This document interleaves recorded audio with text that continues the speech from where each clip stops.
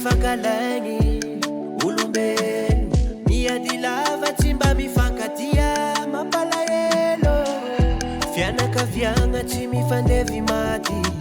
mampalahelo kiboraiky tsy mifanara-tsaigny miady lava atsika tsy misy mandova ny feny eto antany ka tsaleovy mifankatia mifamela kofa tsika mifankatia fihavanana tsany mbola ho lasa vovoka tsika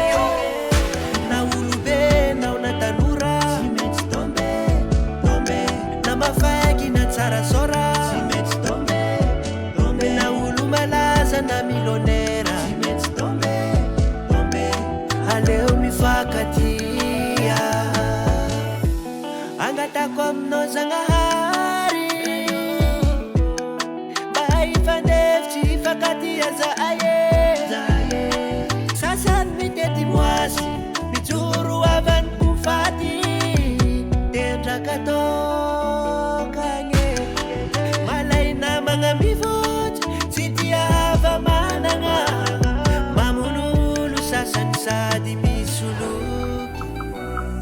aleo mifankatia fa mbola hipody fotake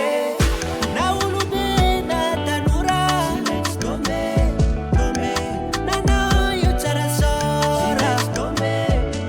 na olo malaza miliardera tsy maintsy hoaniny tany na olobe nao na tanora tsy maintsy tombe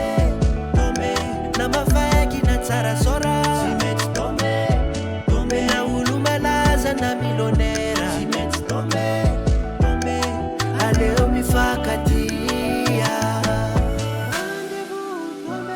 na tsy magnambara fotoagna nanao matandraka tombe na miseho mafoaka atsika tsy maintsy tombe rendez-vous tombe mifankatia vazana na tomobily na tragno vato tsy maintsy ravagna nanao mitorogno volabe tsy maintsy tombe tsisy tsaratsara mifankatia oela velo